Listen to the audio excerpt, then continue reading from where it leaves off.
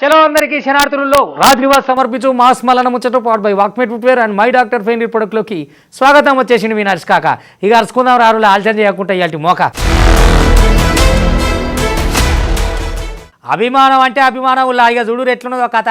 అండమాన్ నికోబార్కు పోయి సముద్రం అంచులకు పోయి ఎమ్మెల్సీ కవితకు పుట్టినరోజు శుభాకాంక్షలు చెప్పాడు అభిమాని. ఎందుకనంటే అంటే గంత అభిమానం ఉన్నది అని చెప్పి అనుకొస్తున్నాడు.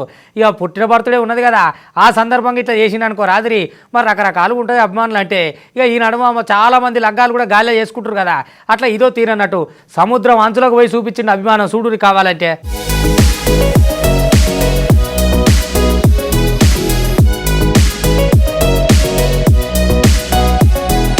హాగో ఎమ్మెల్సీ కవితక్క పుట్టినరోజు సందర్భంగా ఆమెకు వినూత రీతిలా శుభాకాంక్షలు తెలిపిండు ఓ బీఆర్ఎస్ నేత.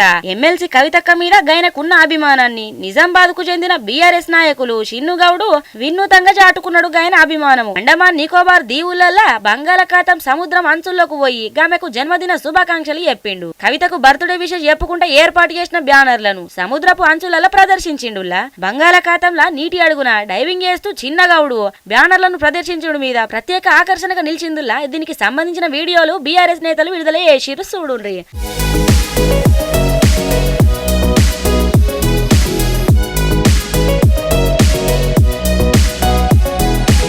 అది చూసిండ్రు కదా, భలే అభిమానం పోన్రి. అభిమానం ఉంటే కేక్ కట్టి చేపించుడో ఏమన్నా భారీ భారీ గిఫ్ట్లు ఇచ్చుడో గట్ల చేస్తారు గాని, గీనే మాత్రం ఏకంగా అండమాన్ నికోబార్ దీవులకు పోయి అందులో కూడా మళ్ళా సముద్ర మంచులకు పోయి గామె బ్యానర్లు లోపల పెట్టి ప్రదర్శించడం అంటే మామూలు ముచ్చట కాదు కదనుల్లా.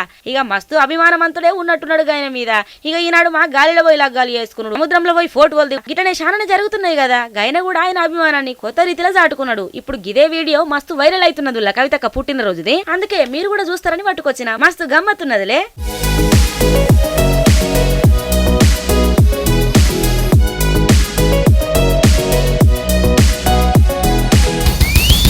ఇక మరి రక్షక భటులు అనాలన్నా భక్షక భటులు అనాలన్నా పని చేయవే అంటే చేయవైతివి, పై అధికారికి పోతే అబ్బా నా మీదనే కేసు పెట్టేంత తీసుమారు కాను అని పొట్టు కొడితే దవాఖాన పాలైపోయి బాధితుడు. మరి నీదేమోయింది తీసుకునేదానికి? కంప్లైంట్ తీసుకొని ముచ్చటేందో తెలుసుకోక కంప్లైంట్ లేదు తొక్కలేదంటే ఎట్లయితే చెప్పురి వెనక సీటు దెబ్బలు కొట్టి పాడు చేసేవి. ఇక ఇట్లా కొంత ఆగం కొంతమంది పోలీసు వాళ్ళతోటి. ఇక జనాలు వచ్చేది ఏమిటికి, ఏదో ఆపదుంటే వస్తారు కదా, నువ్వు గదేదో చూడాలి కానీ ఇట్లా కొట్టుడేంది? ఏం ముచ్చట అయితే గమ్మతున్నది చూడురి.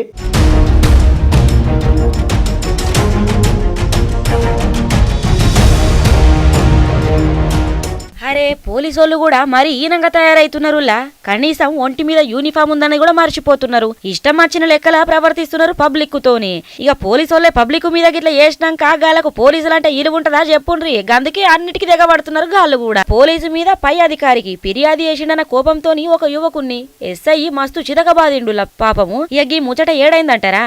పల్నాడు జిల్లా సత్తెనపల్లిలో చోటు చేసుకుంది. ఇక భార్యాభర్తల లొలిల ముచ్చట్ల ముందుగాల స్థానిక పోలీస్ స్టేషన్ కు పోయిండట ఈ యువకుడు. అయితే ఎస్ఐ కంప్లైంట్ ను పట్టించుకోకపోవడంతోని ఎస్పీకి ఫిర్యాదు చేసిండట యువకుడు బాలాజీ నాయకు. ఇక ఈ ముచ్చట తెలుసుకున్న ఎస్ఐ జగుపతి యువకుడిని లాఠీతోటి చితకబాదిండట పాపము. యువకుడికి తీవ్ర గాయాలవుడుతోని చికిత్స నిమిత్తం ఆసుపత్రికి తీసుకుపోయిందట. మరి ఏమన్నా ఉన్నదా సక్కదనము? కంప్లైంట్ ఇస్తాను తీసుకపోతేనేమో పట్టించుకోరాయి, అయ్యా పట్టించుకుంటలేరని పెద్దోళ్ళకు ఫిర్యాదు ఎత్తనేమో గిట్లా కొట్టుడాయే. సక్కదనం సౌట్లే పోను చూడుండ్రి పాపము. కంప్లైంట్ తీసుకోవాలా? కంప్లైంట్ నేను పెట్టా, మళ్ళీ కంప్లైంట్ తీసుకున్న తర్వాత మళ్ళీ నన్నే ఈ రకంగా చేసి అరేంజ్మెంట్ చేసి నన్ను కొట్టేశాడు. ఎస్వి ఫోన్ చేస్తుంటే వేసేసాడు డబ్బులు ఇవ్వండి.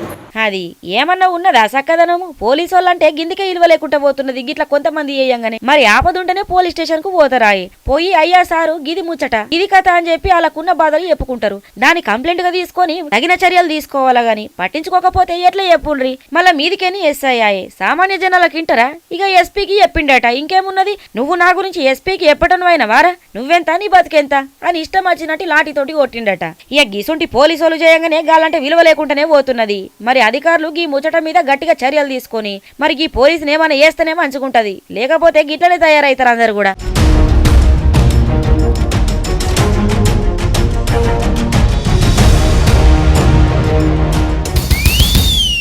మొత్తానికి RRR సినిమాల పాటకు నాటు నాటు అని నాట్లేస్తే ఆస్కార్ రానే వచ్చింది చూడురి. ఇక నిన్న ప్రకటించింది కదా అకాడమీ, జోరు మీద ఉన్నది మొత్తానికి RRR టీం వాళ్ళు. అయితే ఒక తెలుగుని పాటకు అంత దూరం పోయి ఆస్కార్ అందుకుంటే ఎంత గర్వకారణం చెప్పురి. ఇక ఈ సందర్భంగా ఈ ముచ్చట మీదకి వెళ్ళి ఇటు కీరవానికి అటు చంద్రబోస్కు మనం కూడా శుభాకాంక్షలు చెప్పాలి కదా. అరుచుకోదాం రారా ముచ్చట.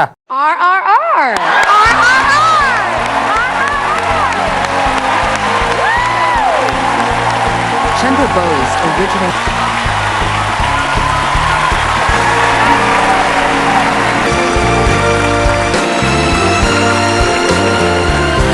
అగో ప్రపంచ సినీ చరిత్రలో అత్యంత ప్రతిష్టాత్మకంగా భావించే ఆస్కార్ వేడుకలు లాస్ ఏంజల్స్ లోని డాల్బీ థియేటర్లా ఘనంగా సాగినాయుల్లా.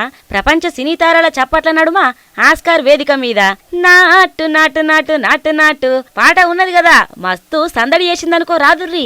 ఇక రాహుల్ సింప్లీగంజు కాలభైరవ ఆస్కార్ల వేదిక మీద నాటు నాటు పాటను లైవ్ లో వాడినరు. ఇక వాళ్ళ గొంతుకు అమెరికన్ నటులు పాదంగా అదిపిన్రు. పాట వాడడం పూర్తిగానే ఆడియన్స్ స్టాండింగ్ ఓవియేషన్ ఇచ్చిండ్రులా. ఇక బెస్ట్ ఒరిజినల్ సాంగ్ కేటగిరీలా నాటు నాటు పాట పోటీవాడి గెలుచుకోగా tell it like a woman, hold my hand, to me up, these life పాటలు ఆస్కార్ కు పోటీవాడి వెనుకబడ్డాయి. అవార్డుల ప్రకటనకు ముందే స్టేజ్ మీద ఈ పాటకు స్టెప్పులేసి అదరగొట్టిండు. ఇక ఈ బీటుకు హాలీవుడ్ నటీనటులు ఉర్రుతలు ఊగిననుకో రాదుర్రీ.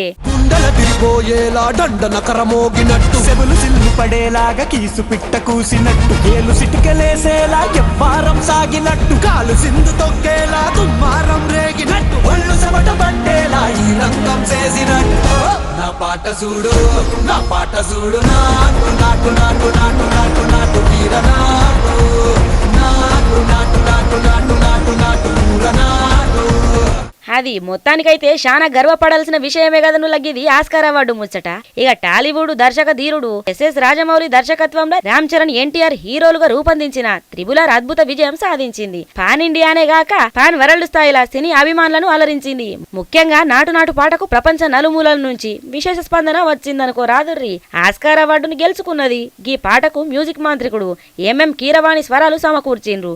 రాహుల్ సిప్లీగంజు కాలభైరవ ఆస్కార్ స్టేజ్ మీద ఈ పాట వాడి అభిమానులను అలరించిరనుకో రాదురి. మొత్తానికైతే పొలం గట్టు తుమ్ములోన పోట్ల గిట్ట దూకినట్టు పొలేరమ్మ జాతరలో పోతరాజు ఊకినట్టు కిర్రు సెప్పులేసుకొని కర్ర సాము చేసినట్టు మర్రి సెట్టు నీడలోన కుర్ర గుంపు కూడినట్టు ఎర్ర జొన్న రొట్టెలోన మిరప తొక్కు కలిపినట్టు నా పాట చూడు నా పాట చూడు నా పాట చూడు నాటు నాటు నాటు నాటు నాటు నాటు వీర నాటు.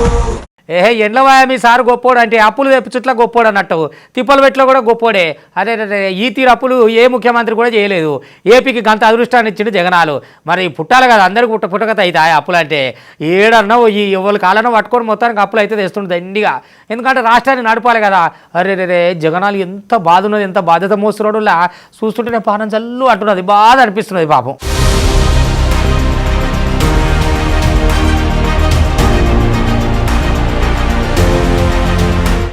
ఏందో ఏమో పోన్రి, పురాగా ఏపీ మొత్తం అప్పులలో పడిపోయింది. ఆంధ్రప్రదేశ్ పీకల్లోతో అప్పులలో కూరుకుపోయింది. సొంత ఆదాయాలు తగ్గిపోయినాయి. దీంతోని అప్పుల మీదనే కాలం వెల్లదీస్తున్నది దుస్థితి కనబడుతున్నది ఏపీలా. కేంద్రం ఎప్పుడు పిలుతుందో ఎప్పుడు అప్పిస్తుందో అని రాష్ట్ర సర్కారు నిత్యం ఎదురు చూస్తున్న తీరు భవిష్యత్తు మీద ఆందోళన కలిగిస్తున్నది. మరి ఇక అభివృద్ధికి కేటాయింపులు కూడా నామమాత్రంగానే ఉండు మీద బడ్జెట్ లో చూపించని అప్పులు మరింత గుదిబండగా మారే ప్రమాదం కనిపిస్తున్నది. మరి ఇప్పుడే గిట్లుంటే మళ్ళా ముందు ముందు ఏపీ పరిస్థితి ఏంటిది? కొండల లెక్క వేరుకపోతున్న అప్పుల నుంచి రాష్ట్రం బయటపడేది ఎట్లా అని చెప్పి ఏపీ మొత్తం ఆగమాగం అవుతుంది అనుకోరాదుర్రి. ఇక గిదే భయం అందరిలో కనబడుతున్నది పాపము. ఏపీ భవిష్యత్తు గురించి రాజకీయ ఆర్థిక నిపుణులు ఆందోళన చెందుతున్నారు. ఇక ఇబ్బడి ముబ్బడిగా చేస్తున్న అప్పులతోని రాష్ట్ర ఆర్థిక పరిస్థితి చిన్న భిన్నం అవుతుందని అంటున్నారు. మరి ఇక నవ్యాంధ్రగా ఏర్పడి 10 ఏళ్ళు అవుతున్నది ఇప్పటికి. ఇక తెలంగాణకెంచి ఇడిపోయినాక 16,000 కోట్ల లోటు బడ్జెట్ తోని నవ్యాంధ్ర ప్రయాణం మొదలైంది. ఇక మొదటి 5 ఏళ్ల కాలంలో రెవెన్యూ లోటు ఇప్పటికీ అభివృద్ధి కార్యక్రమాలతోని దాన్ని కట్టడి చేయగలిగింది అప్పటి ప్రభుత్వం. కానీ గాలిపంకపాటి అధికారంలోకి వచ్చిన తర్వాత విచ్చలవిడిగా చేస్తున్న అప్పులతోని వడ్డీలు కూడా కట్టలేని పరిస్థితి వచ్చింది గీయాల. ఇక ఒక రకంగా చెప్పాలంటే ఆంధ్రప్రదేశ్ పీకల్లోకి కష్టాలలో మునిగిపోయినట్టు స్పష్టంగా కనిపిస్తున్నది. ఏందో ఏమో పోన్రి, ఈ జగనాలు ఏయంగా ఏపీకి మొత్తం దరిద్రం పట్టుకున్నట్టే ఉన్నది. ఏ కాలంలో అడుగు పెట్టిండో ఏమోనమ్మా, మొత్తం అప్పులతోటి ఏసి పడేసిండు. సొంత ఆదాయాలు క్షీణించిపోవడంతోని అప్పులు కేంద్ర సర్కారు నిధుల మీదనే ఆధారపడాల్సి వస్తున్నది. ఇక దీంతోని లోటు భారం ఇప్పట్లో దిగచ్చే పరిస్థితి కనిపిస్తలేదు. గత ఆర్థిక సంవత్సరం మినహాయిస్తే అంతకుముందు సంవత్సరాలలో రెవెన్యూ లోటు ద్రవ్య లోటు భారీగా నమోదయ్యింది. మరి ఏం చేస్తాడో ఏమో ఈ జగనాలు ఎప్పుడు చూసినా వాళ్ళని అరెస్ట్ చేసుడు వీళ్ళని ఇది చేసుడు గవి తప్ప ఏది లేకపాయే. ఏపీని మొత్తం అప్పుల కుప్పలెక్క మార్చేసిండు 3.5 ఏళ్ల పాలనలా. ఇక ఇంకేం చేస్తాడో ఏమో అని చెప్పి ఏపీ జనాలంతా నెత్తి మీద చేతులు పెట్టుకుంటున్నారు పాపం. ఇక ఏం చేస్తారు, అక్కడ ఉన్నది గాలిపంక పాటాయి.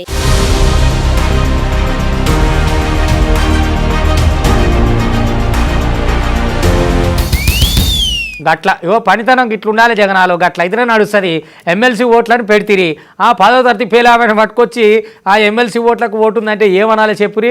ఎంత చదివినావమ్మా అంటే పాపం నీతివంతురాలు ఉన్నట్టుందో డిగ్రీ అని పుసుకున్నా పోదాం వాళ్ళే. నేను 10 ఫెయిల్ అని చెప్పింది. ఒక అట్లా ఉండాలి ఓటర్ల చక్కదనం అన్న. మరి యా నుంచి దింపుతున్నావా ఇక్కడో లేనా అంటే కాదు, మళ్ళీ తమిళనాడు వాళ్ళు అక్కడ వాళ్ళని పట్టుకొచ్చి ఇక్కడ ఓట్లు వేపిస్తున్నారంటే మామూలు మజాకా ఇది. ఇక ఎందుకు గెలవరు మీరు, మళ్ళనైనా మీరు గెలిచే కోపే ఉంటుంది. ఇట్లాంటి దొంగ లెక్కలు ఉంటే ఏమైతే చెప్పురు గెలవకపోతే.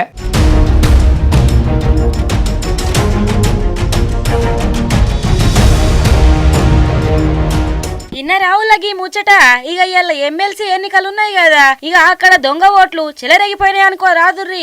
తిరుపతిలో ఎమ్మెల్సీ ఎన్నికలలో దొంగ ఓట్లు జోరుగా అవుతున్నాయి. ఇక ఓట్లేసేందుకు వచ్చిన దొంగ ఓటర్లను ఇక TV5 టీము పట్టుకున్నది. 10వ తరగతి కూడా చదవని మహిళలు కొందరు పట్టభద్రుల ఎన్నికలలో ఓటేసేందుకు వచ్చిండ్రు. ఇక ఓటేసేందుకు వచ్చిన వాళ్ళకు కనీసం ఏం ఎన్నికలు జరుగుతున్నాయో కూడా తెలియదట పాపము. గట్లున్నది. మరి ఏం చేస్తాం, అక్కడ ఉన్నది గాలిపంక పాటాయి, అన్ని గాలి గాలి చేతలాయే. గట్లనే ఉంటది ముచ్చట. ఇక ఇక్కడ మరి ఏం ఎన్నికలు జరుగుతున్నాయమ్మా ఎందుకు వచ్చిండ్రంటే ఇంకేం తెలుసు, గాలు రమ్మంటే వచ్చినామని చెప్పిన తీరు మీద అందరూ విస్తిపోతున్నారు. ఇక సీరియల్ నంబర్లు కూడా చదవలేని స్థితిలో ఉన్నారు గాళ్ళంతా. వాలంటీర్ ఓటరు స్లిప్ ఇచ్చిందని అంటున్నారు గా మహిళలు. ఏం చేస్తారు మరి, ఏం తెలకపోయే గాయంత కూడా లోక జ్ఞానం లేకుండా ఎన్నికలకు పట్టుకొచ్చిండ్రు. అమ్మా డిగ్రీ చదివితేనే ఓటు వేయాలి కదా మామూలుగా? మాకు తెలీదు. వార్డుకి ఎన్నికైనారు 3 సభ్యులు రావాలి అని మా వార్డు వాళ్ళు చెప్తే మేము వచ్చినాం. ఓటు వేయడం 7th class 6th class వేయలేపి vote వేయడం అంటారు కరెక్ట్? వేయాలా వేయకూడదా అని మాకు జరిగే ఎన్నికలు ఏ ఎన్నికలు జరుగుతున్నాయమ్మా? ఎమ్మెల్పీయో ఏదో అన్న. ఇక ఎంతైనా గాలిపంక పాటేనాయే, చేసేటి ఏమో అడ్డదారులాయే. గివి కూడా అడ్డదారుల లెక్కనే నడుస్తున్నది చూడుండ్రి. ఇక ఇది ఇట్లుంటే ఎమ్మెల్సీ ఎన్నికలలో 10వ తరగతి ఫెయిల్ అయిన మహిళ ఓటేసిందట. ఇక అయితే బయటకు వచ్చినగా మహిళను ప్రశ్నించంగా ఓటర్ స్లిప్ ఇచ్చి వాలంటీరే ఓటేయమని చెప్పింది ఆమె. ఇక జరుగుతున్న ఎన్నికలలో కూడా ఏంటియో కూడా ఆమెకు తెలియదట. ఇదంతా గాలిపంక పార్టీ దొంగ ఓట్లని ప్రతిపక్షాలు ఆరోపిస్తున్నాయి చూడుండ్రి. మరి పేపర్ ఎవరు ఇచ్చారమ్మా మీకు ఇది? వారంట్ అబ్బాయి సార్. ఏ డిగ్రీ చేశారమ్మా? చదివినావు అంటారు. తమిళ పడికింది. డిగ్రీ లేదమ్మా? డిగ్రీ లేదమ్మా, ఓటు ఎందుకు వేస్తున్నామ్మా? ఈ ఎలక్షన్ పేరు తెలియమా? అది చూసిండ్రు కదా ఎట్లున్నదో కథ. ఇక ఈ ఓట్ల కాడ కూడా దొంగతనాలు దొంగోట్లు చేయించడాక ఏమన్నా ఉన్నదా గాలిపంక పార్టీది సక్కదనం? ఇప్పటికే 3.5 ఏళ్ల పాలనల ఏపీ జనాలను ముప్పతిప్పలు పెట్టిట్లా చేసిండ్రు. ఇక ఇప్పుడు కూడా గిట్లా దొంగోట్లు వేయించుకుంటా అడ్డగోలిగా చేస్తున్నారు. మరి గీమెవరో నిజాయితీ పర్రాలు ఉన్నట్టున్నది పాపము. ఇక నేను 10వ తరగతి ఫెయిల్ అయినా నన్ను గాల్లే పట్టుకొచ్చిందని చెప్పించారు మొత్తానికైతే.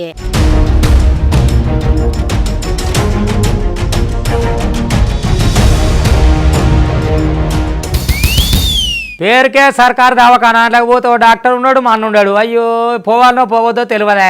వైద్యం చేయించుకోలేని వాళ్ళేమో పరిస్థితి ఏమో గట్లుండే. ఇక పేరుకు కూడా ఒక బంగ్లా కట్టిరు కానీ అందులో ఓ డాక్టర్ లేడు ఏమి లేడు.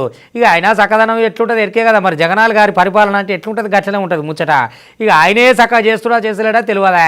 ఇక ఆ దవాఖానల సిబ్బంది, జనాలకు పడుతున్న ఇబ్బంది ఇవన్నీ తెలుస్తాయి. ఎడ తెలుస్తాయి, జనాలకు తెలుస్తుంది ఆ కథ అంతా. ఇక చూడు చక్కదనాలు దవాఖాన ఎట్ట చేసిరో.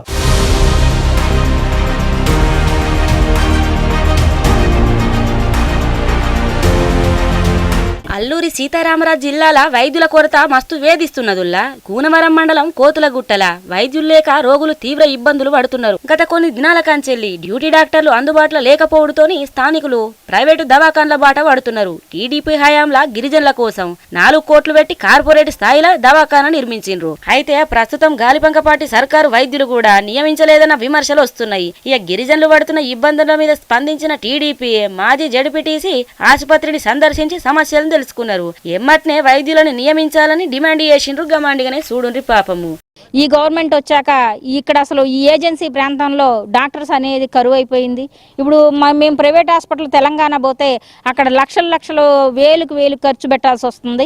గవర్నమెంట్ హాస్పిటల్లో చూసుకుంటేనేమో ట్రీట్మెంట్ అందట్లేదు, అసలు డాక్టర్ లేరు. ఈ రోజు మేము కోతులగుట్ట హాస్పిటల్లోనే ఉన్నాం. కనీసం గర్భిణీ స్త్రీ వస్తే డెలివరీ చేయడానికి కూడా డాక్టర్ లేరు. నర్సులు చూస్తున్నారు, పంపిస్తున్నారు. తక్షణమే డాక్టర్స్ని ఇవ్వాలని కోరుకుంటున్నామండి, లేకపోతే చాలా ప్రాణాలు కూడా కోల్పోయే పరిస్థితి ఉంది. అది చూసిండ్రు కదా ఎట్లున్నదో చక్కదనం ఏపీలా. ఆఖరికి దవాఖాన్లలో కూడా డాక్టర్లు లేకపోయినాక గళ్ళు ఎక్కడికి పోతారు చెప్పుండ్రి గిరిజనులు. గన్ల పట్టించుకునే నాదుడే లేకపాయే. ఇక దీంతో తీవ్ర ఇబ్బందులు పడుకుంటా ప్రైవేట్ దవాఖాన్ల బాట పడుతున్నారు. వాళ్ళ దగ్గర అంతగనం పైసలు ఏడుంటాయి చెప్పుండ్రి, లక్షలు కూడబెట్టాలంటే. ఇక వాళ్ళు బతుకుతారా? ఏపీలో చూస్తేనేమో చక్కదనమేమో గిట్లుండేనాయే. దవాఖాన్లలో కూడా డాక్టర్లు లేకపాయే. ఇక బల్ల గురించి చెప్తేనేమో చెప్పనవసరం లేదు. ఓ ఇక మేము చేసినాం ఇంతింత లావు అని చెప్పి పొంకనాలు కొట్టుడు తప్ప ఏమన్నా ఉన్నదా చక్కదనము? ఇప్పటికన్నా గా దవాఖాన దుస్థితి చూసి గన్ల డాక్టర్లను నియమిస్తే మంచిగుంటదని అంటున్నారు మరి అందరైతే. మరి ఏం చేస్తుంది ఈ గాలిపంకపాటి సర్కారు చూడాలే.